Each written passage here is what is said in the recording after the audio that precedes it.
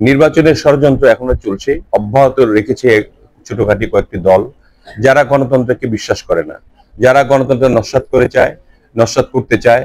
আমাদের বাংলাদেশ স্বাধীন হোক এটাও যারা চায় নাই, বিশেষ করে এরকম কয়েকটি দল বা একটি দল বিশেষ করে কিছু অজুহাত দেখিয়ে, যা আমাদের নিতান্তই অযৌক্তিক এবং অসাংবিধানিক, এবং যেটা কোনো পক্ষে সম্ভব না। যেমন ধরেন, এখন 8টি দল, মানে ইসলামিক দলের, ইসলামিক নামে একটা দল যে 8টি রয়েছে, জামাত ইসলাম সহ, তারা 11 তারিখে মিটিং ডেকেছে, সভা ডেকেছে ঢাকায়।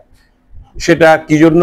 অধ্যাদেশ জারি করতে হবে, যাতে জুলাই সনদটি বাস্তবায়ন করার জন্য এখনই অধ্যাদেশ দিতে হবে, এবং আপনার জুলাই সনদের ভিত্তিতে সমস্ত আইন প্রণয়ন করতে হবে এখনই। কিন্তু অধ্যাদেশ দেওয়ার নিয়ম যে এখন নাই, এবং পিআর পদ্ধতিতে 2টি কক্ষেই নির্বাচন করার জন্য তারা বলছে, সেটাও কিন্তু সেই সংবিধানে নাই।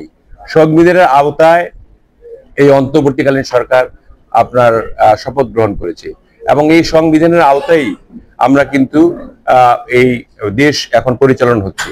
এই সংবিধান সংশোধন করার জন্য আমরা যে 17 তারিখে যে সনদে স্বাক্ষর করেছি, সেই স্বাক্ষরগুলিকেও আপনার বাস্তবায়ন করতে হবে নির্বাচিত সংসদের মাধ্যমে, এবং নির্বাচিত সংসদের মাধ্যমে করতে হলে নির্বাচন আগে হতে হবে, এবং নির্বাচন হয়ে পার্লামেন্টে যারা যাবে তারা এই অধ্যাদেশগুলি আইন রূপে পরিগণিত করে সংশোধনে আনবেন 72-এর সংবিধানে। সেক্ষেত্রে তারা জানা সত্ত্বেও, যেহেতু এই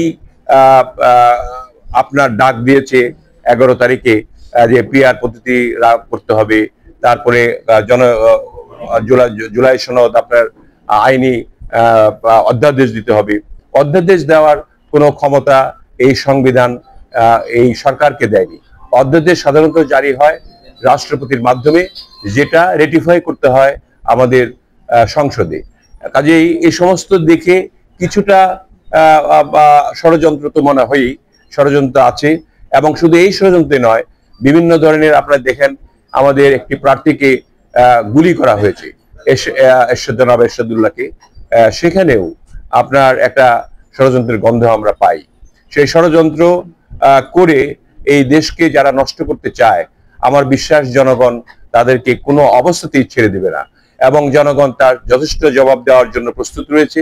আমি বিশ্বাস করি নির্বাচন ফেব্রুয়ারিতে হবে, এবং ফেব্রুয়ারির 5 থেকে 7-এর মধ্যেই নির্বাচন হয়ে যাবে, এবং এটা নির্বাচিত সরকার এই যে সনদ, যে সংশয় যা আছে তা নির্বাচিত সংসদে সমাধান করবে, এটাই আমার বিশ্বাস।